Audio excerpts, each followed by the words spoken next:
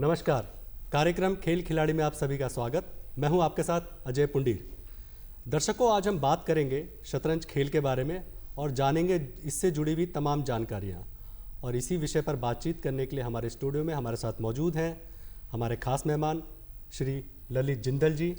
आप एक पूर्व शतरंज खिलाड़ी हैं और एक कोच हैं, और साथ में है शेराली पटनायक, आप एक अंतर्राष्ट्रीय चेस प्लेयर हैं।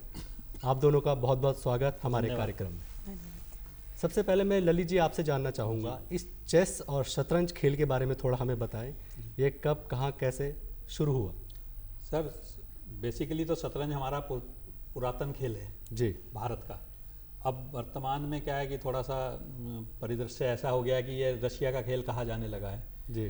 तो और 100 साल से अधिक इसे हो गए इंटरनेशनल लेवल पे शतरंज को, जिसकी प्रतियोगिताएं आयोजित होती हैं।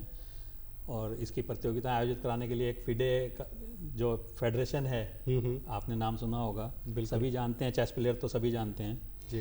तो वो ऑथोराइज्ड है इसके रूल्स रेगुलेशंस को बनाने के लिए, उसको कंडक्ट करने के लिए गेम्स को। उसी के रूल्स रेगुलेशन पूरे वर्ल्ड में अप्लाई होते हैं। सारे टूर्नामेंट्स जितने भी होते हैं वो उन्हीं रूल्स रेगुलेशन पे चलते हैं जी। तो जो चाहे वो उसमें रेफरी की भूमिका हो, चाहे उसमें प्लेयर की भूमिका हो, चाहे इंस्ट्रक्टर की भूमिका हो, कोई भी हो, XYZ, सारे रूल्स रेगुलेशन फिडे ही अप्लाई करता है, वही बनाता है और वही अप्लाई करता है जी।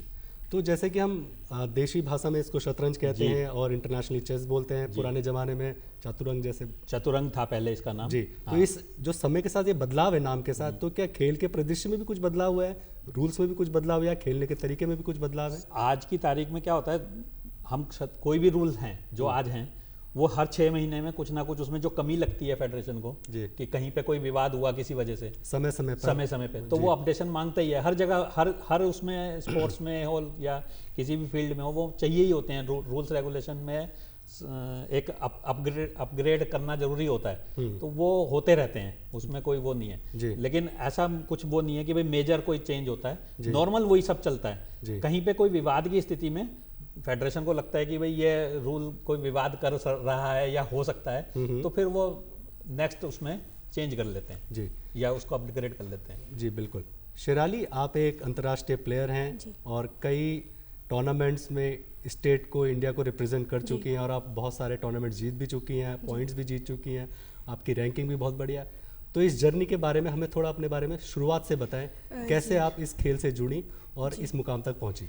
जी, ये बात है 2017 की, जब मेरी बहन और मैं चेस सीखना चाहते थे। तो मेरी मम्मी ने मुझे चेस सिखाया, एंड मेरी बहन को उतना पसंद नहीं आया, but I always was attracted to this game, and मुझे चेस हमेशा से खेलना था। तो मैंने नेशनल्स खेले, स्टेट्स खेले। स्टेट्स में हमेशा से मेरी रैंकिंग बहुत अच्छी रही है। स्टेट्स में हमेशा से गर्ल्स वाला जीतती आई हूँ, और अब जब मेरी गेम इम्प्रूव हो गई है तो अब मैं ओपन स्टेट की भी चैम्पियन हूँ। सो ये लाइक स्टेट के वे में था, और नेशनल्स में भी मेरे रैंक आए हैं 3rd, 4th, 5th every year almost consecutively. तो एंड मैंने इंटरनेशनल टूर्नामेंट्स भी खेले हैं। कॉमनवेल्थ में I have got silver medal in 2022, and in Asian youth I got silver medal in 2023। सो ये सब मेरे अचीवमेंट्स रहे हैं। और लाइक एज चेस जर्नी में सिर्फ मेरी मेहनत नहीं, आई वुड से कि बहुत ज़्यादा सपोर्ट की नीड होती है। सो I would give 100% of the credit to my parents. मेरे पेरेंट्स ने लाइक एक्सट्रीमली सपोर्ट किया है, बिकॉज चेस एक ऐसा गेम है लाइक आपको पढ़ाई को भी कॉम्प्रोमाइज़ करना होता है, और बाकी भी चीज़ों को, फैमिली को बहुत कॉम्प्रोमाइज़ करना होता है बेसिकली। तो मेरे पेरेंट्स ने और मेरी फैमिली ने हमेशा वो किया है मेरे लिए, एंड वो करते भी आ रहे हैं। एंड जो भी ऐसे मोमेंट्स थे कि जब मुझे लगता था कि शायद मैं नहीं कर पाऊँगी, तो मेरी जो मॉम है वो हमेशा मुझे मोटिवेट करती थी और बोलती थी कि मतलब हार जीत पार्ट है और ये सब हो जाता है। और उन्होंने हमेशा मतलब मुझे मोटिवेट किया, उस गेम में रखा, और वही रीज़न है कि मैं आज यहाँ हूँ। जी, आपने सीखने की बात करी। जब आपने 2017 में इसको खेलना शुरू किया, तो सीखने को लेकर कोई खास कोचिंग ट्रेनिंग आपने ली थी या आपने घर में ही खेलना या सीखना शुरू किया? जी, लाइक मेरे पापा के ऑफिस में एक कोच थे, नरेंद्र सर, तो उन्होंने मुझे चेस सिखाया था, वो मेरे फर्स्ट कोच हैं। और उसके बाद हमने वेरियस जगहों से कोचिंग ली थी, but mainly chess is about self study. जो बुक्स होती हैं चेस की, जितना आप उन्हें पढ़ेंगे उतना आप आगे बढ़ेंगे। लाइक अभी ऑन अ डेली बेसिस मैं ट्राई करती हूँ 6 to 7 आवर्स चेस करने का, वो भी खुद से, without any coaching. Like coaching is separate, खुद से जितना होगा, it's more of a self study game than coaching, but हाँ, coaching also plays a very important role because बिना guidance के कुछ possible नहीं होता है चेस में।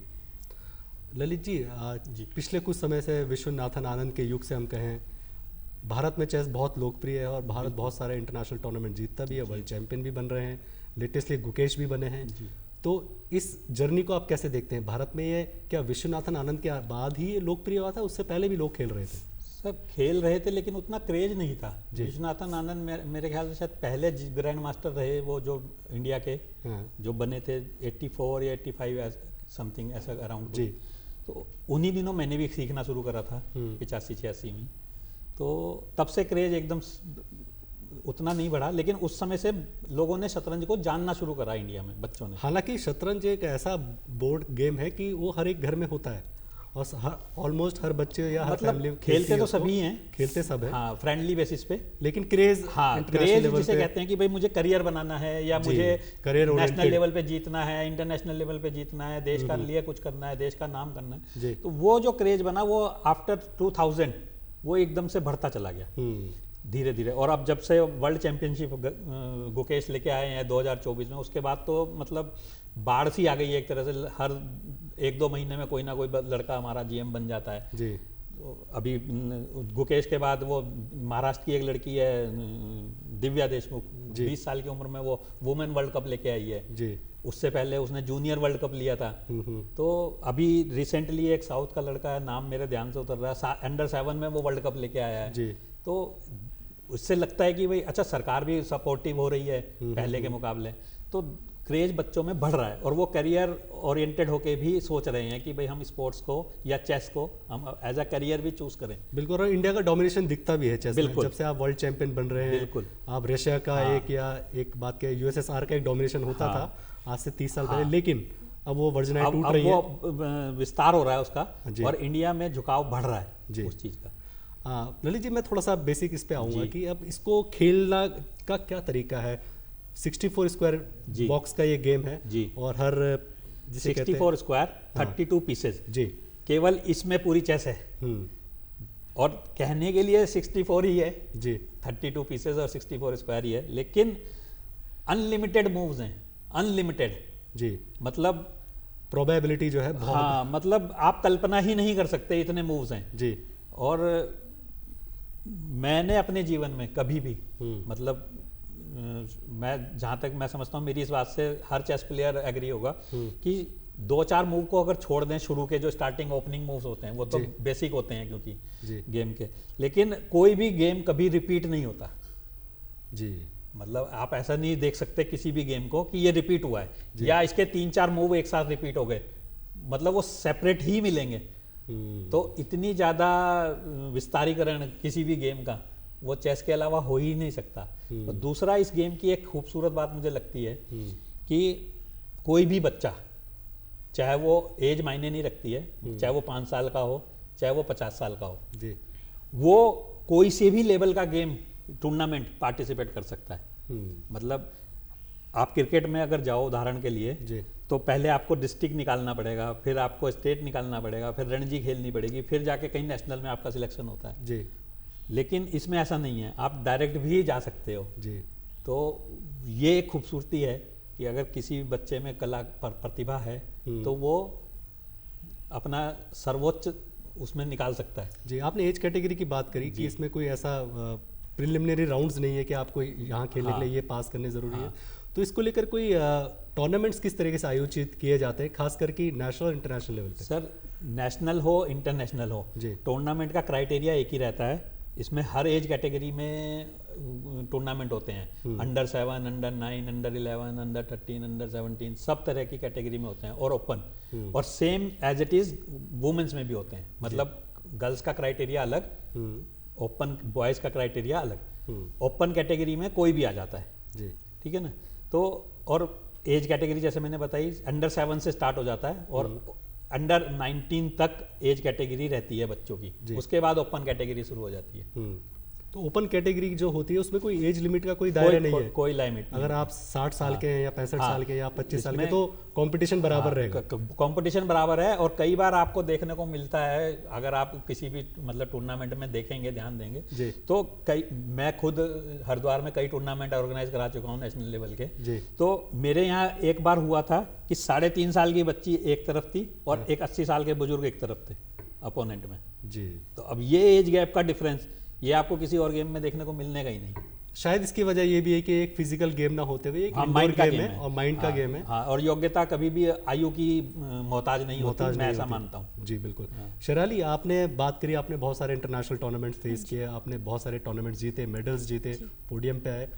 अब आगे के लिए आप कैसे तैयारी कर रही हैं? आगे जो टाइटल्स होते हैं इसमें बहुत सारे, तो उसके लिए आपकी क्या योजनाएं हैं, क्या पॉलिसीज हैं? हाँ, अभी मैं फीडे मास्टर हूँ जो चेस में 2300 रेटिंग के बाद मिलता है जी। तो अब मेरा और ये रेटिंग हासिल करने का तरीका? रेटिंग जैसे आप कोई FIDE rated tournament, FIDE authorize tournament जब आप खेलते हो तब आपको, अगर आप उसमें अपने से लाइक रेटेड प्लेयर्स को हराते हो तो आपको रेटिंग मिलती है। सो ऐसे रेटिंग स्टार्ट होती है 1400 से। सो ऐसे कर करके अभी मेरी रेटिंग 2300 पहुंची थी, तो तब मुझे फीडे मास्टर का टाइटल मिला था। अब नेक्स्ट गोल जिसको हम कह सकते हैं वो है वुमेन ग्रैंड मास्टर, जो एक बहुत बड़ा टाइटल होता है चेस में। वो 2300 रेटिंग पे मिलता है, लेकिन उसमें कुछ और भी क्राइटेरियाज है जो पूरे करने पड़ते हैं, जैसे कि और लाइक कुछ टूर्नामेंट्स में एक सर्टेन लेवल तक परफॉर्म करना पड़ता है और वो आपको तभी मिलता है। लाइक लेट्स से आपको अपने से कुछ बहुत हायर रैंक प्लेयर्स को हराना पड़ता है, और एक परफॉर्मेंस रेटिंग करके एक क्राइटेरिया होता है, उसको पाना पड़ता है। तो ये सब चीज़ों से आपको वो नॉर्म्स मिलते हैं, उनको नॉर्म्स कहते हैं। ऐसे आपको 3 बार करना पड़ता है, तब आपको एक टाइटल मिलता है। तो अभी मेरा मेन एम जो है वो है वुमेन ग्रैंड मास्टर का टाइटल, और उसके बाद इंटरनेशनल मास्टर का टाइटल और ग्रैंड मास्टर का टाइटल इवेंचुअली। तो जो मेरा अभी वर्क करने का तरीका है वो मेनली खुद से होता है, खुद से दिन में 6-7 घंटे बुक से, या अभी तो बहुत ज़्यादा एडवांस हो गया है एआई और ऑनलाइन। तो लाइक किसी भी मोस्टली चेस प्लेयर्स के पास एक सॉफ्टवेयर होता है चेस बेस करके, तो वो काफ़ी फेमस है, वो बहुत हेल्पफुल होता है। तो इन सब के माध्यम से मैं अभी अपना प्रोग्रेस करने की कोशिश कर रही हूँ। और चेस में सबसे ज़रूरी होता है कि आप जितना खेलें, क्योंकि एक्सपीरियंस एक बहुत इम्पॉर्टेंट रोल प्ले करता है चेस में, और उसके लिए मैं लगातार खेल रही हूँ। लाइक एवरी ईयर मैं अराउंड 6 to 7 और even much more than that tournaments खेलने का ट्राई करती हूँ, जिससे स्लोली इम्प्रूवमेंट होता है। एक्चुअली इस लेवल पे आने के बाद द इम्प्रूवमेंट इज़ मतलब depends on person to person. कुछ लोगों का बहुत जल्दी भी हो जाता है, कुछ लोगों का बहुत टाइम लेता है। तो it's completely an individual sport, इसमें कुछ टीम का तो है ही नहीं। जी बिल्कुल, आपने इंडिविजुअल स्पोर्ट्स की बात करी, तो प्रैक्टिस के दौरान भी हम इंडिविजुअल प्रैक्टिस कर सकते हैं। और जैसे कि इसमें 2 साइडेड गेम है ये, मतलब सामने वाला एक अपोनेंट होगा तो हम खेलेंगे। प्रैक्टिस के दौरान हम इसको कैसे मैनेज करें? प्रैक्टिस बुक्स से होती है। सो लाइक बुक्स में जैसे आपको स्ट्रैटेजीज, आइडियाज, टैक्टिक्स दिए हुए होते हैं, तो वो आपको समझना है। चेस जैसे सर ने बोला कि कभी भी कोई पोजीशन रिपीट नहीं होती है, like it's very very rare कि कुछ रिपीट हो रहा है। तो रिपीट नहीं होगा तो फिर हम ऐसे याद तो कर नहीं सकते हैं। जो परम्यूटेशन कॉम्बिनेशन है वो बहुत हाई है। हाँ, सो लाइक इट्स जैसे आप मैथ्स में देख लीजिए, आपको कॉन्सेप्ट पता है तो आप कोई भी क्वेश्चन कर लेंगे। वैसे ही अगर आपको कॉन्सेप्ट पता है तो आप कोई भी पोजीशन में वो सही मूव ढूंढ लेंगे। तो वही वो बुक्स में लिखा होता है। अब बुक्स जो लिखते हैं वो बड़े बड़े वर्ल्ड चैंपियंस या ऑथर्स, जैसे किसी नॉर्मल नॉवेल्स के ऑथर्स होते हैं, वैसे ही चेस के भी ऑथर्स होते हैं। After gaining so much of experience, उसके बाद वो अपना एक्सपीरियंस जो है वो बुक में लिखते हैं। ललित जी, स्ट्रैटेजी और टैक्टिक्स की बात होती है चेस में, क्योंकि पूरा माइंड का गेम है, फोकस का गेम है, तो इसको लेकर कोई खास तैयारी और किस तरीके से तैयारी करनी चाहिए? सर देखो, अगर कोई बच्चा चेस सीखना चाहता है और उसमें करियर बनाना चाहता है, तो फिर उसको मतलब ये समझ लो, जैसे शेराली ने भी बताया अभी कि 6-7 घंटे वो रोज़ देती है, तो इतना टाइम पीरियड मिनिमम चाहिए, 6, 7, 8 घंटे जो आप मैक्सिमम दे सकते हो जी। अगर कोई ये सोचे कि मैं 10 मिनट, आधा घंटा, 1 घंटा करके और कुछ अचीव कर लूँगा, हाँ। तो पॉसिबिलिटी नहीं है, फिर नहीं है, टाइम पास नहीं है। हाँ, फिर वो शौकिया है बस कि भाई आप टाइम पास कर रहे हो जी। और मेन बात खुद को बेवकूफ़ बना रहे हो। ठीक है। अगर आपको नेशनल लेवल पे, इंटरनेशनल लेवल पे जीत हासिल करनी है तो वहाँ तो एक से एक प्लेयर आते हैं और वो मतलब 15-15 घंटे की, जैसे IAS PCS की तैयारी होती है ऐसी तैयारी करके आते हैं जी। तो उसके लिए आपको भी फिर अपना 100%, 200% देना पड़ेगा।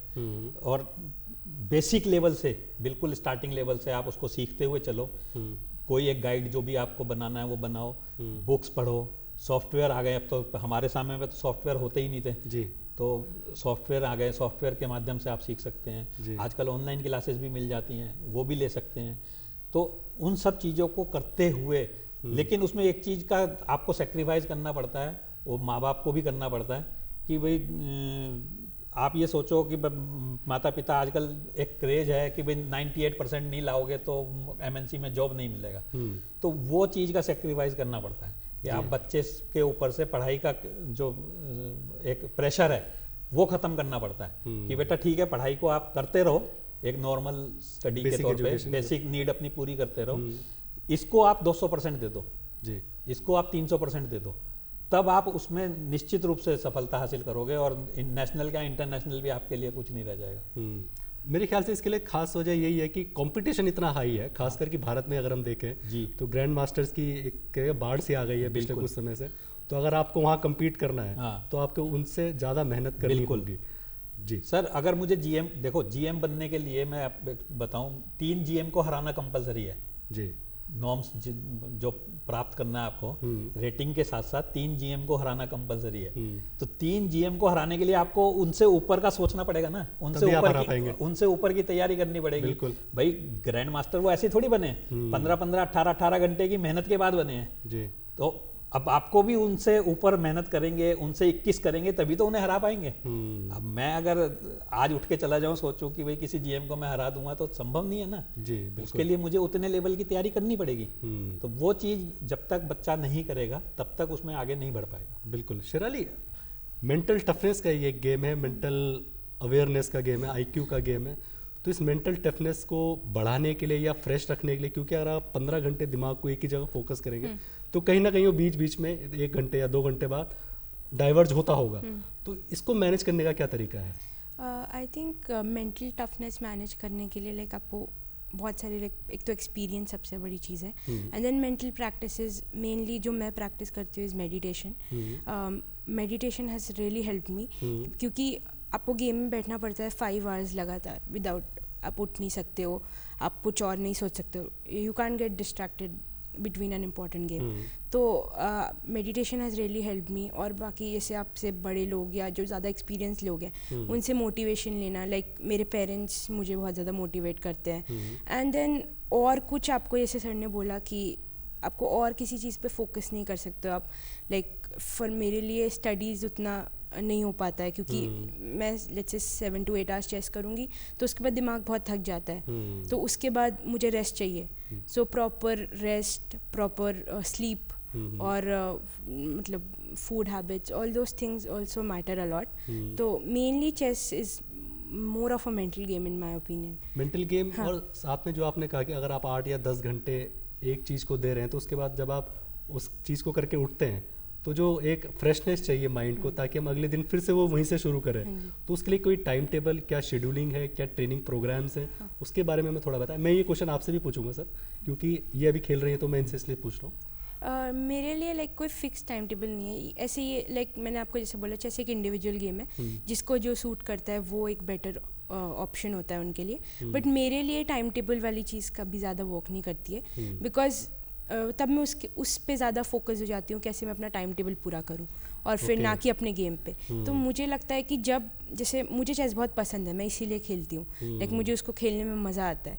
तो जब भी मेरे को मन करता है कि मैं करूं और मैं खुशी से वो करती हूँ, लाइक मोस्टली जब भी मैं 7-8 आवर्स चेस करती हूँ मैं अपने मन से करती हूँ, मैं अपने फुल दिल से करती हूँ, क्योंकि मुझे वो पसंद है। तो मतलब द बेस्ट थिंग कि जब आप स्टार्ट कर रहे हो चेस तो आपको कभी भी उसे फोर्सफुली नहीं करना चाहिए कि लेट्स से मेरे फ्रेंड ने किया तो मैं भी कर लेती हूँ टाइप्स, बिकॉज वो मतलब आपको स्टार्टिंग में प्रॉब्ली कोई प्रॉब्लम नहीं होगी, लेकिन बाद में जब आप उसके हायर लेवल्स पे आओगे तब chess gets boring, that's for sure. मतलब बुक्स खुद से करना वो बहुत बोरिंग हो जाता है, जैसे हायर स्टडीज़ में होता है। तो उसको मैनेज करने के लिए आपको चेस पसंद होना बहुत ज़रूरी है, एंड उसमें आपके पेरेंट्स का सपोर्ट, आपके स्कूल का सपोर्ट, सब कुछ ज़रूरी है।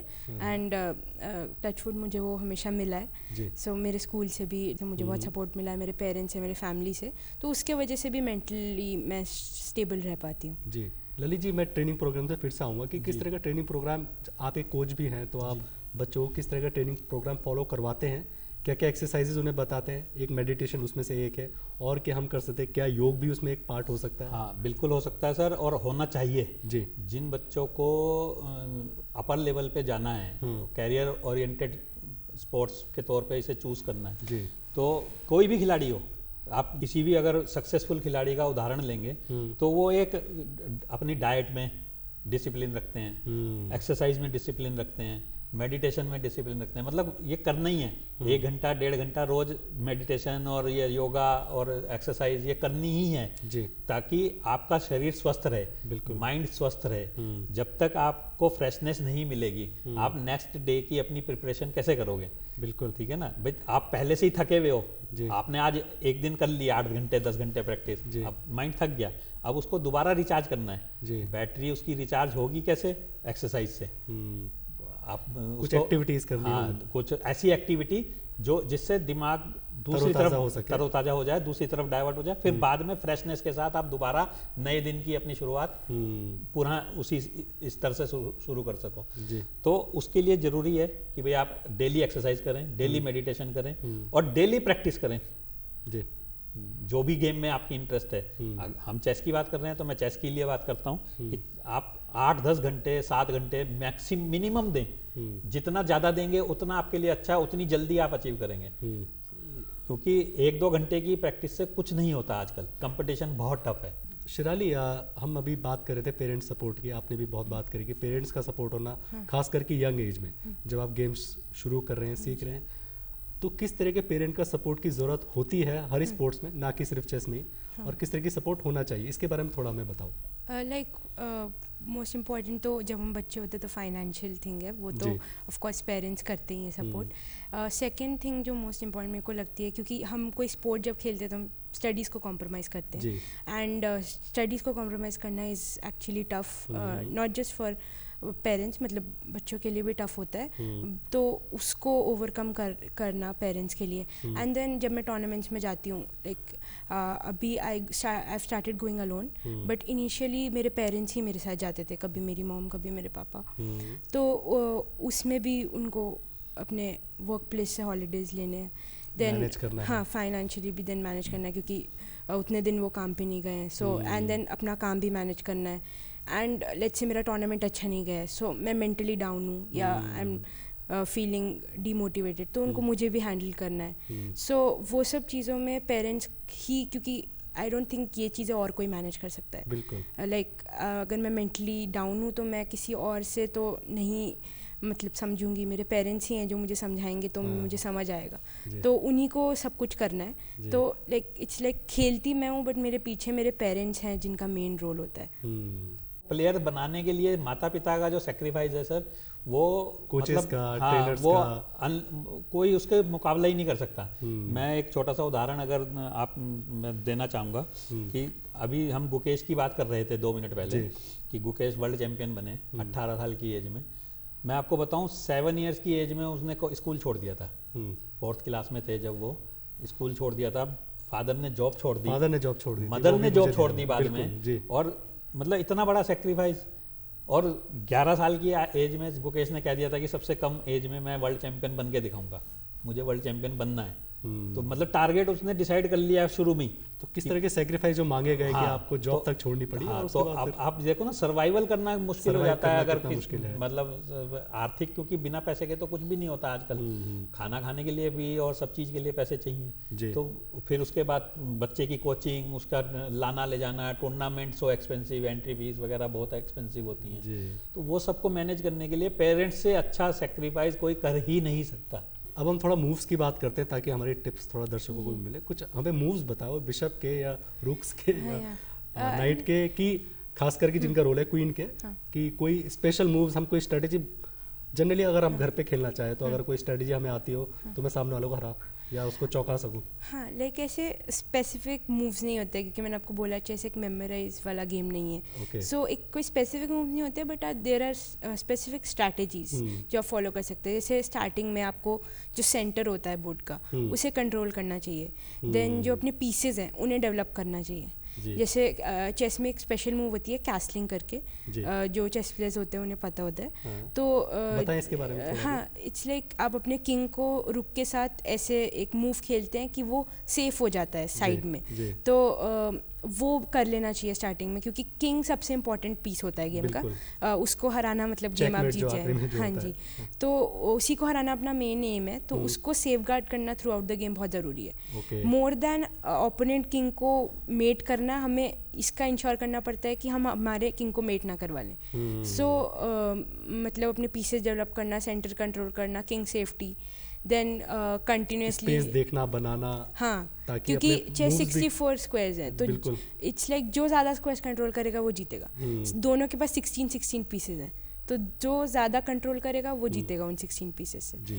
एंड देन लाइक ऑल्सो अपने ओपोनेंट्स के आइडियाज़ को देखना बहुत ज़रूरी होता है। सिर्फ ये नहीं देखना है कि हम क्या करना चाहते हैं, क्योंकि ओपोनेंट के आइडियाज़ भी बहुत ज़रूरी खेल रहा है। हाँ, वो क्या स्ट्रेटजी अपना रहा है या उसको कैसे लाइक अभी हाई लेवल पे मोस्टली जो टॉप लेवल पे भी जो प्लेयर्स करते हैं वो है, वो अपने ओपोनेंट्स को स्टडी करते हैं, वो कैसा खेलते हैं। अगर वो ऐसे लाइक उनकी कोई वीकनेस है तो वो उसी के ऊपर टारगेट करते हैं। तो वो सब चीज़ें भी होती हैं। लाइक बहुत कॉम्प्लिकेटेड है चेस का पूरा जो होता है, लेकिन ये बेसिक स्ट्रैटेजीज हैं कि कंट्रोल, सेंटर कंट्रोल, डेवलपमेंट, ये आप हर लेवल पे देखेंगे। बिल्कुल। ललित जी, आखिर में आपसे मैं जानना चाहूँगा, आप किस तरह का फ्यूचर इस पे देख रहे हैं भारत का? वैसे तो बहुत प्रोमिनेंट है, बहुत ब्राइट है, लेकिन फिर भी आपको क्या लगता है कि किस तरह की और हम सुधार कर सकते हैं या सुझाव दे सकते हैं ताकि जो पॉलिसीज़ हैं इस गेम के लिए, इस फेडरेशन के लिए, उसमें और अच्छा काम हो सके?